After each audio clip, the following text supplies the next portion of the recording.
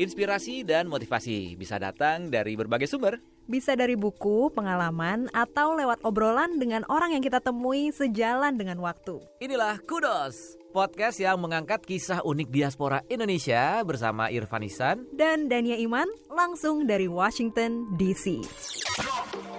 Karena bule ya, selalu ada orang yang melihat saya di konser dangdut. Saya biasanya diundang ke panggung. Pertama kali saya tampil di panggung dangdut dan menerima tawaran juga.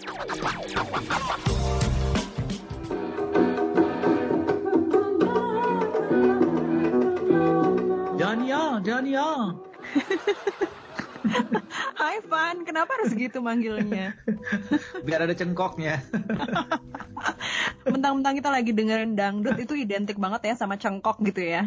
Cengkoknya itu loh, sampai sekarang saya tuh masih berusaha untuk bisa gak segampang yang diperkirakan gitu. Kayak ada teknis khusus gitu ya. Wah, jadi, saya malah nggak tahu nih kamu belajar nyanyi dangdut. Ada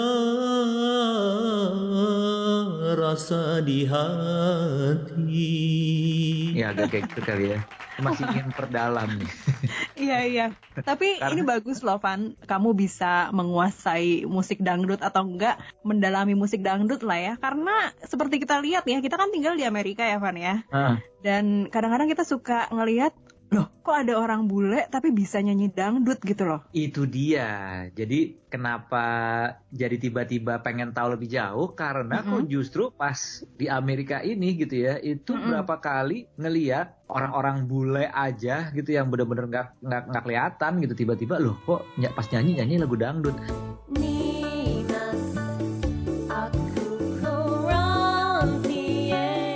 Bahkan pas kemarin ada acara virtual penyambutan ini ya, Duta Besar Indonesia yang baru datang. Iya. Ya, Pak Lutfi sama Bianca istrinya. Di virtual itu, video itu ada sambutan-sambutan dari New York, dari Chicago, dari mana-mana ya, dari Los Angeles. Dan itu ada beberapa yang sambutan itu diputer orang-orang Amerika yang menyanyikan lagu dangdut. Wow.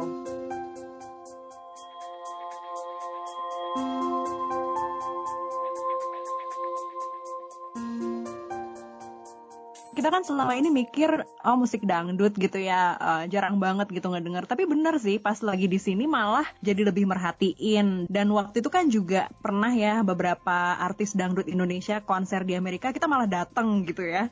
Mana pernah gitu kan di Indonesia nonton konser dangdut, tapi malah di Amerika gitu dangdut tuh menggema gitu.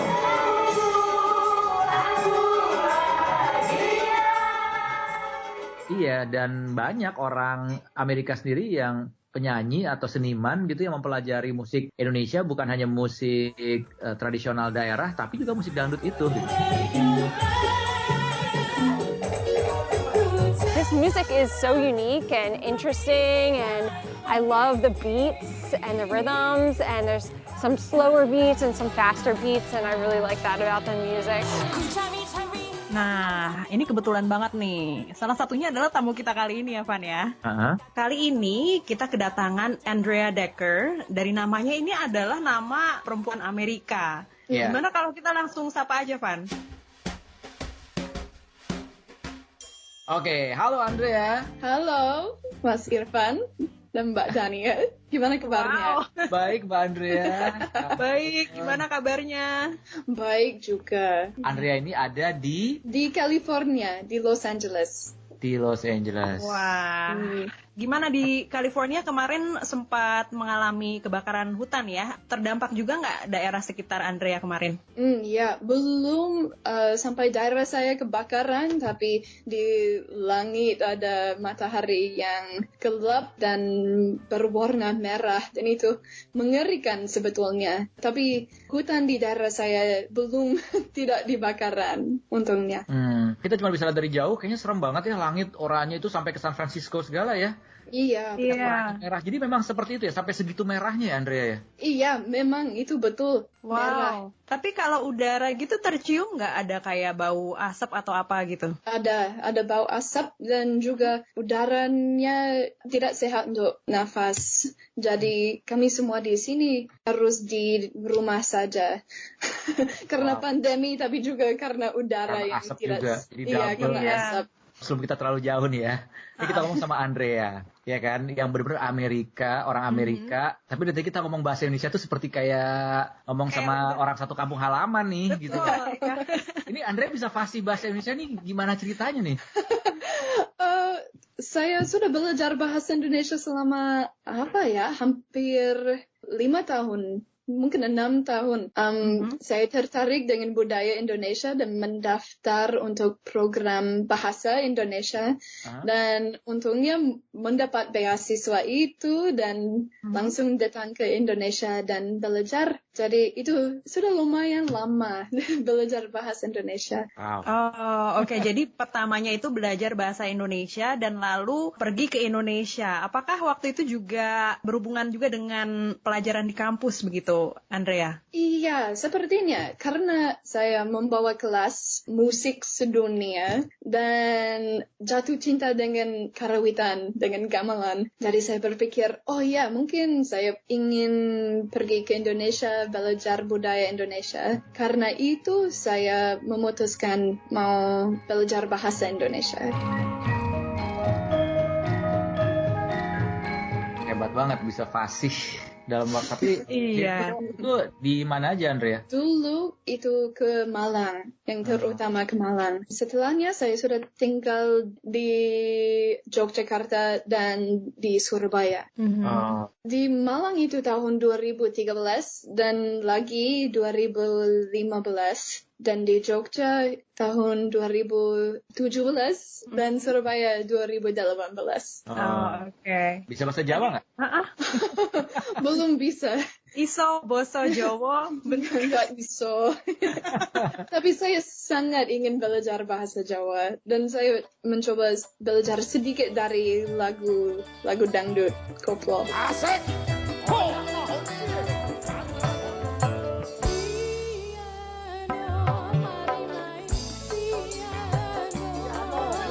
Ini mulai bicara mengenai dangdut nih ya. Tapi sedikit lagi. Andrea ini profesinya sebagai apa sih sebenarnya kalau di California? Mahasiswa, tapi juga seorang akademis. Saya hampir selesai dengan S3, jurusannya musik dan antropologi, etnomusikologi. Jadi saya mengajar dan belajar tentang budaya dan musik. Oke. Ya. Nah, bicara musik kan tadi udah sebut juga ya, dangdut, apalagi dangdut koplo.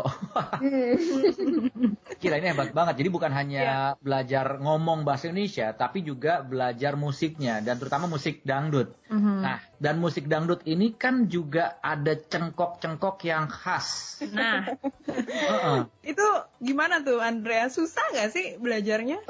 Menurut saya sangat susah. Dulu waktu saya belajar S1, jurusan saya musik klasik barat, kayaknya Mozart atau Beethoven. Jadi saya terbiasa bernyanyi kayak O mio babbino caro.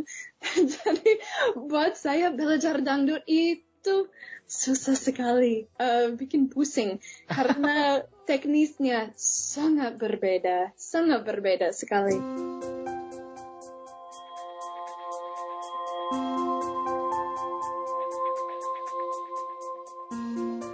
Saya datang ke Indonesia pada tahun 2017 dengan pikiran, oke, saya ingin mencari guru musik dangdut, guru bernyanyi musik dangdut. Tapi sebetulnya tidak ada sih, kecuali mungkin di Jakarta atau daerah tertentu. Di Surabaya tidak ada. Semua penyanyi dangdut koplo belajar secara otodidak. sejak kecil sekali, mungkin saat berumur 4 tahun. Jadi saya bingung gimana sih bisa belajar cengkok dangdut. Jadi sejauh ini saya cuma mencoba belajar cengkoknya pakai YouTube atau tidak, seperti penyanyi dangdut koplo lain. Jadi mendengar dan mencoba itu. Jadi prosesnya pelan-pelan.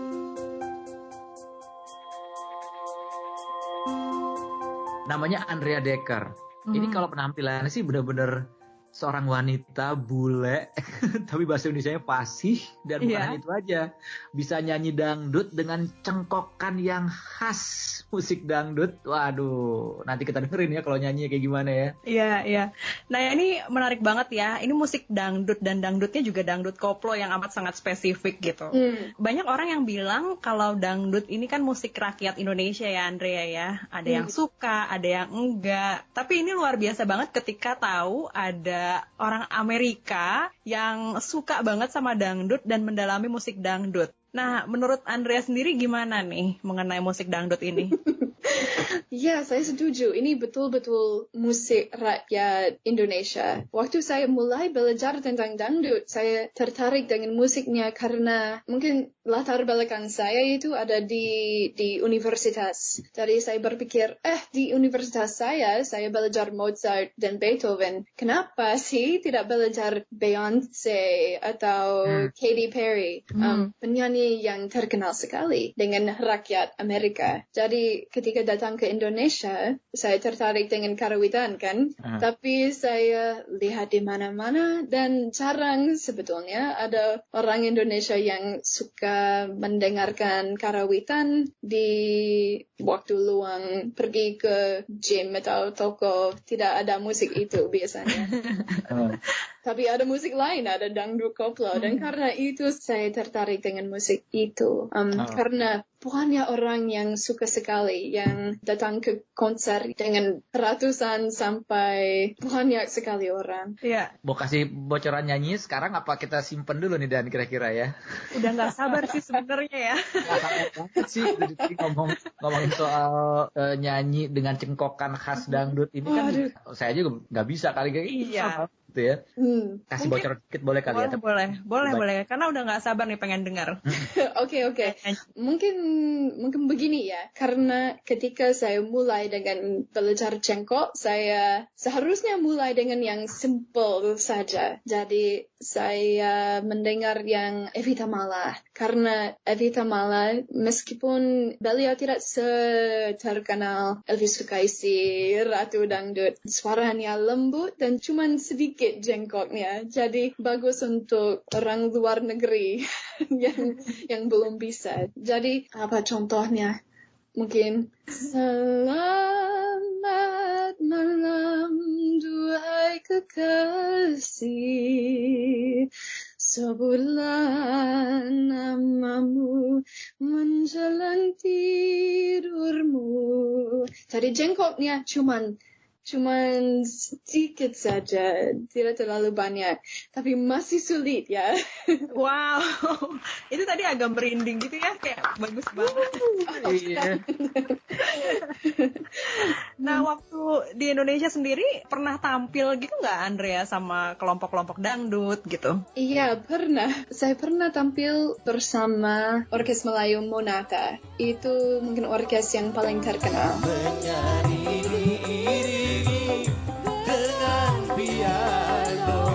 Setelahnya, selain itu, saya juga tampil bersama Orkes Melayu Pelapa dan ya banyak yang kecil saja, tapi terutamanya dengan Monata. Oke. Wah, udah banyak juga ya pengalaman manggungnya ya. Yang paling berkesan pernah manggung di mana? Pernah ingat nggak ada momen apa mungkin, Andrea? Oh ya, yang paling berkesan pasti momen pertama. Saya panggung di Pati, Jawa Tengah, dan itu bersama Monata, dan saya datang ke sana dengan wakil dari grup kelompok fans Monata. Jadi saya datang ke sana cuman sebagai fan. dan kami pergi ke sana dari Surabaya naik bis malam. Jadi saya datang ke konsernya capek sekali dan belum makan siang itu. Dan karena bule ya, selalu ada orang yang melihat saya di konser dangdut, saya biasanya diundang naik ke panggung. Itu hak asasi bule di Indonesia. Yang mana lagi? Coba. Ini teman saya iki anu Mas, iki Andrian iki koncoku di Amerika. Dia lagi studi banding. Gak percaya. Koncoku di Washington. Kene irunge dawa kono untune dawa. Kene untune dawa nek kono irunge dawa. Andrian ya. Uripku yang nomor 1 yang ku sayangi. Saya bingung sekali dan merasa grogi, gelisah, seperti wah harus apa. Jadi saya naik ke panggung dan Sodik ada di sana dan beliau mengundang saya, bisa nyanyi gak? Saya wah takut karena ada ratusan penonton di sana. Saya bilang mungkin bisa kandas karena saya tahu kalau kandas perempuannya hanya bernyanyi sebentar saja, cuma sedikit. Saya bisa bernyanyi sedikit saja, setelahnya bisa santai dan bernafas karena merasa takut. Jadi itu pertama kali saya tampil di panggung dangdut dan menerima saweran juga. Wow, disawer. Disawer. Dan pusing, ini gimana? Lumayan juga dapat berapa tuh di sawerannya? Oh, waktu itu saya tidak dapat apapun, cuman diterima, saya menerima sawerannya, terus sawerannya diberi kepada penyanyi dan musisi lain, gitu.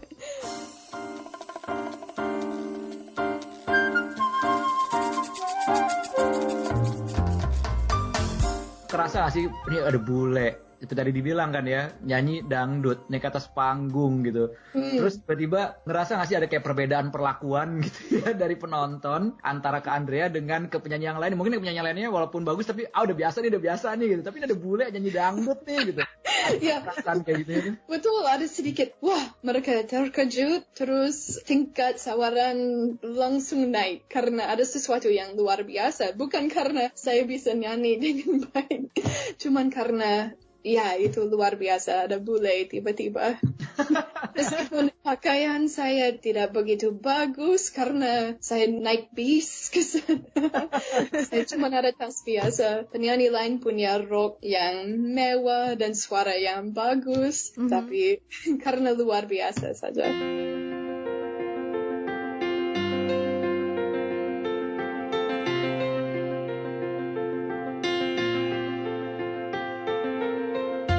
Nah ini bicara mengenai pengalaman di Indonesia nih Andrea, apa nih yang paling disukai ya, kayak makanan atau juga mungkin ada yang dikangenin juga nih Andrea? Oh, banyak sekali yang kangen sekarang karena sudah 1 tahun saya tidak bisa ke Indonesia karena corona. Mungkin yang terutama itu makanan, mungkin makanan yang bagus ya. Masih suka kontak gak sih dengan teman-teman di Indonesia, mungkin dengan beberapa grup musik juga di sana? Iya, sudah kontak dan hampir mungkin sudah tidak lagi setiap hari, tapi setiap minggu saya kontak sama penyanyi dangdut yang kami sudah dekat, teman dekat atau fans dangdut.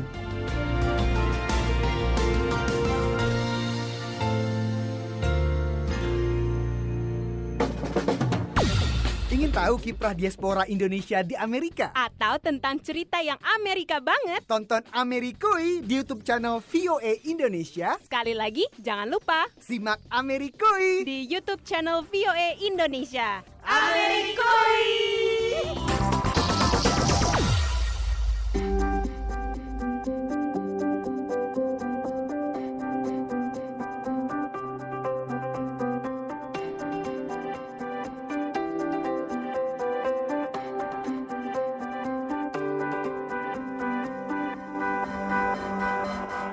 Selama pandemi ini, apa nih kegiatan Andrea saat ini? Oh, selama pandemi, karena saya merasa mungkin kurang senang dengan tidak bisa pergi ke Indonesia langsung. Saya memutuskan belajar bahasa Indonesia lagi jarak jauh. Jadi saya mengikuti program bahasa Indonesia di Universitas Wisconsin di Madison, namanya CAC. Jadi saya bisa merasa dekat dengan Indonesia lagi dengan program itu. Saya juga menulis tentang Indonesia dan dangdut setiap hari karena sedang menulis skripsi, disertasi tentang itu.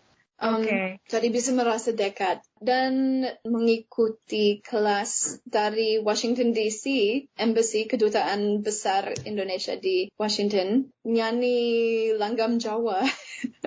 Wow. Sebelumnya udah pernah juga belum sih nyanyi? Ya, sudah pernah. Saya lebih fokus kepada dangdut, tapi ada banyak yang bilang, wah, Andrea sebetulnya lebih cocok dengan langgam Jawa atau keroncong daripada dangdut. Iya, jadi ini seperti menyinden gitu kan ya, Andrea ya? Iya. Saya coba sedikit. Iya, coba kita denger ya.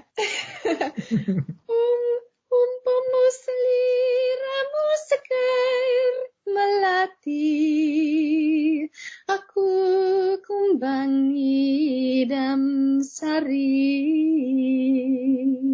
Umpamu seliramu margi wong bagus, aku kang bakal ngliwati. Wow. Gitu. Wow. Wah, keren banget Andrea, ya ampun. Ini merinding lagi nih. Mungkin Andrea biasanya untuk mempelajari lagu dangdut atau mungkin bahkan yang lebih tricky ini kan sinden ya. Berapa lama biasanya Andrea? Kalau sinden, saya hanya belajar sedikit. Tapi menurut saya, dua-duanya susah. Kalau sinden, kalau nyinden, yang susah itu iramanya. Karena dengan dangdut atau dangdut koplo, iramanya jelas sekali. Kalau nyinden, itu lebih fleksibel. Dan kalau tidak terbiasa dengan bahasa Jawa atau musik itu, sangat susah sekali mengikuti iramanya. Tapi bagi saya yang sudah belajar musik klasik barat, teknik nyanyi nyinden itu lebih dekat dengan musik klasik barat daripada musik dangdut, yang lebih pop sebetulnya, lebih dekat musik pop Amerika tapi dengan jengkol. Jadi sepertinya kalau belajar dangdut harus belajar dua teknik. Niki wong Amerika lho, niki saestu lho. Lah wajah ngoten yo. Asli Amerika? Iya. Loh, iya. Lanjut. Wong bagus, aku ngentengi.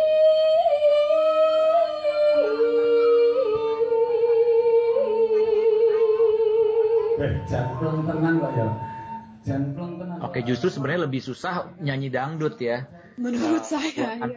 Buat Andrea dibanding sinden karena ada kesamaan antara musik klasik dengan sinden itu sendiri gitu. Yang sebenarnya juga mungkin sinden musik Jawa itu juga sebenarnya kan juga klasik ya, klasik tradisional ya. Jadi betul. Meski kayak ada garisnya gitu ya. Iya.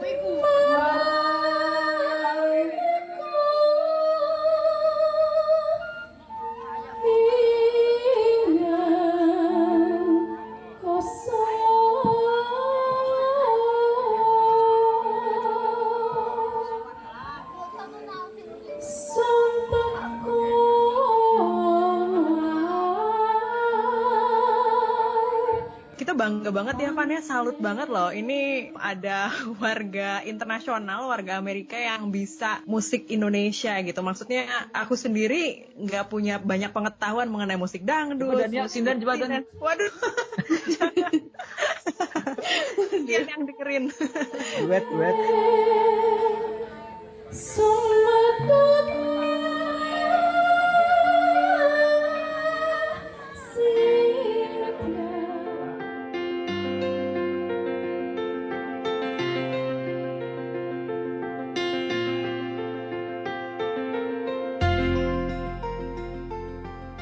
ada pesan nggak nih Andrea ya untuk teman-teman yang mendengarkan gitu ya?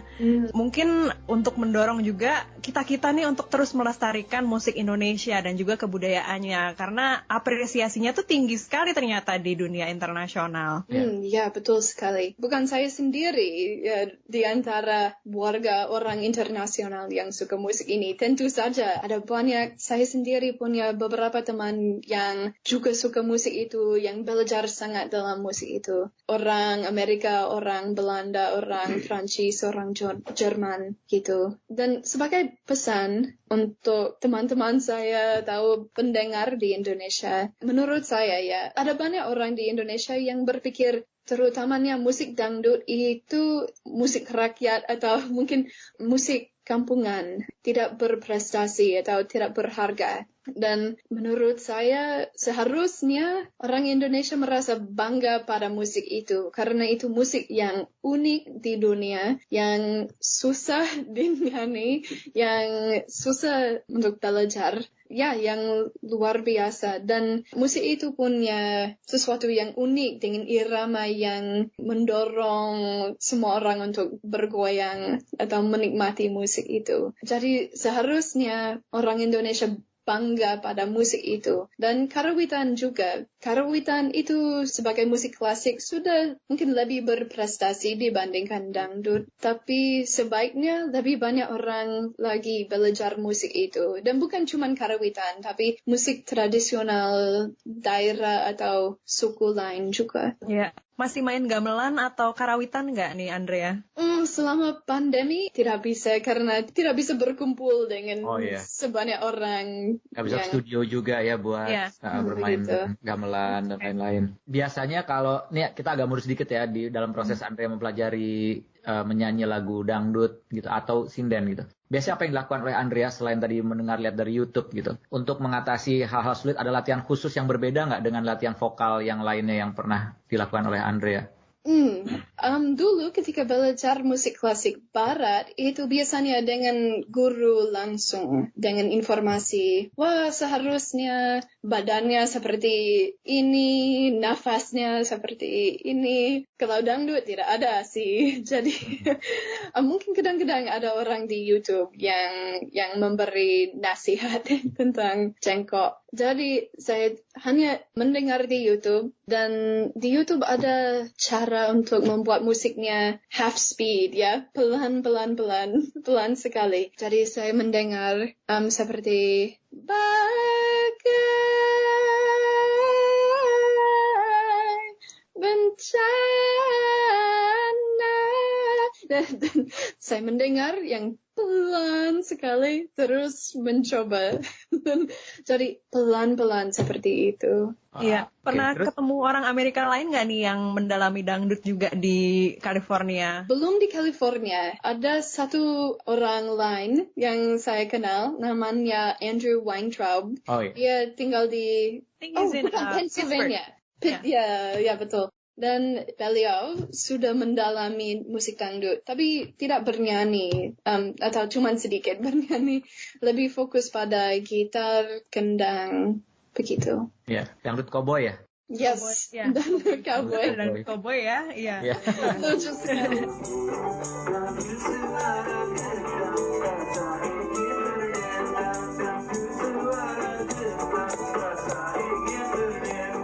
Ya, memang dalam sejarah dangdut ada yang bilang bahwa dangdut itu kampungan, dan mereka sebenarnya menurut saya tidak begitu mengerti isinya dangdut.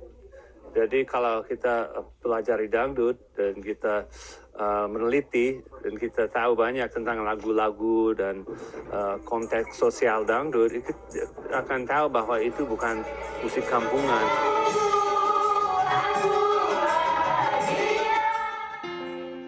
Ada beberapa orang lain yang mencoba, misalnya ada dangdut di Amerika. Iya, dangdut di Amerika. Program itu menarik, tapi kebanyakan orang yang mengikuti mencoba bernyanyi belum pernah ke Indonesia, belum pernah mengunjungi Indonesia.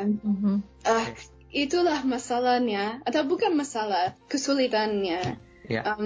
Kalau belum terbiasa dengan Indonesia, menurut saya itu susah mendalami musiknya.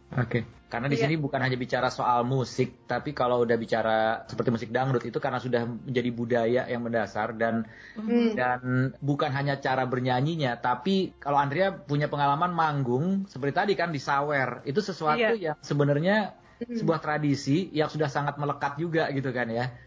Betul. Dengan sudah merasakan itu, otomatis pada saat nyanyi pun juga bisa menjiwai dan bisa membayangkan. Iya. Apalagi pakai goyangnya kan kayak pelan-pelan gitu. Iya.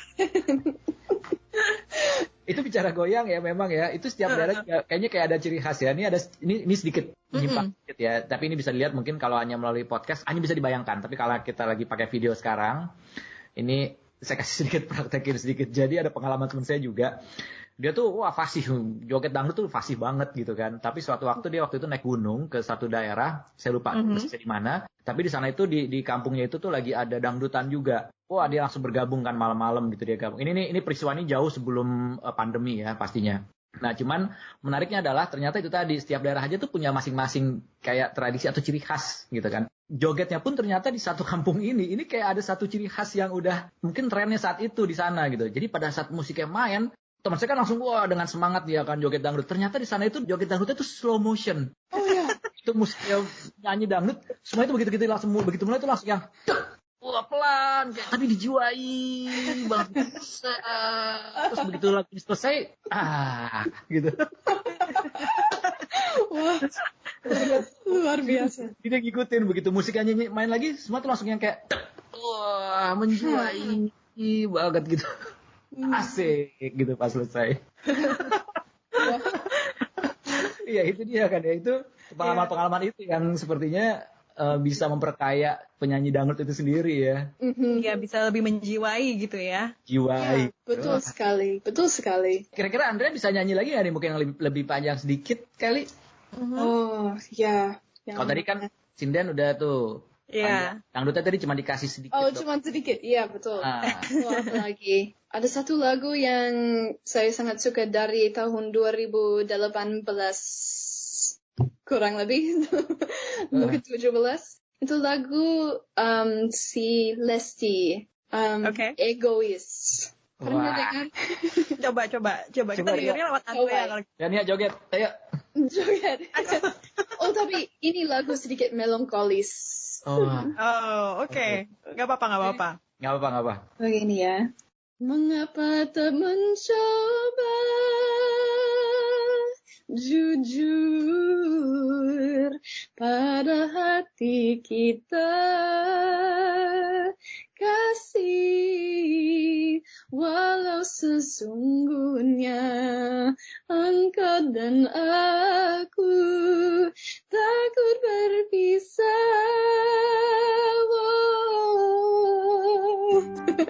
Begitu ya. Wow. Waduh, sampai menjiwai, sampai kayak gimana ke bawah gitu ya. Kudos beneran nih buat Andrea ya, kudos. Nggak kebayang loh orang dengerin, nyanyi bule ternyata ya. Dari tadi ya, fasih banget, terus udah gitu menjiwai dan bagus banget suaranya. Wah, keren banget Andrea. Waduh. Oke, terus apa nih rencana ke depannya nih Andrea yang berhubungan sama, selain sekarang lagi nulis ya mengenai Indonesia, mengenai budayanya termasuk juga dangdut. Ada lagi rencana Andrea mungkin ke depan terutama setelah pandemi ini berakhir nih? Iya, setelah pandemi berakhir, saya sangat berharap saya bisa kembali ke Indonesia lagi berulang kali. Sudah jatuh cinta dengan Indonesia dan saya belum pernah ke banyak pulau, ke banyak tempat yang saya ingin kunjungi. Dan saya sudah punya teman, jadi terus-menerus saya ingin ke Indonesia ulang lagi berkali-kali gitu. Ikut ya kita ya, dan iya ikut dong, udah lama pengen. Coba tahu ingin ngelihat Andrea di panggung gitu ya. Nanti ada yang nyawer. Ada yang nyawer. Saya masih kalau naik ke panggung merasa sedikit, waduh, belum terbiasa. Wah, tapi itu udah luar biasa juga tuh pengalamannya ya nggak sih, manggung dangdut, belajar nggak tanggung-tanggung, bukan hanya belajar nyanyinya tapi benar-benar merasakan ada di atas panggung dengan berbagai tradisi yang ada di berbagai pelosok di Indonesia. Iya. Wow. Oke, kudos banget. Kudos buat Andrea, dan semoga juga cerita Andrea ini bisa menginspirasi teman-teman di Indonesia juga ya, yang mungkin lebih mendalami lagi musik-musik Indonesia, musik tradisionalnya, supaya musik Indonesia itu juga lestari gitu lah ya. Amin. Iya. Amin. Oke, kalau gitu terima kasih banyak. Oke, sama-sama, terima kasih. Meluangkan waktunya, jangan kapok-kapok, dan kita tunggu nanti albumnya. Ya, terima kasih Andrea atas waktunya. Sukses selalu ya Andrea ya. Ya, terima kasih ya, dan terima kasih untuk Kudos dan Mbak Danian, Mas Irfan. Semoga sukses ya. Sama-sama Mbak Andrea, terima kasih.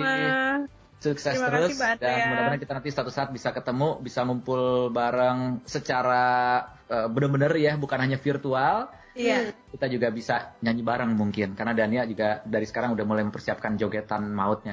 Ya, Irfan juga kan tadi slow motion, mungkin nanti udah lebih cepet dikit. Fast forward. Oke, Andrea, terima kasih banyak ya. Sukses ya. Iya, sama-sama. Bye. Bye.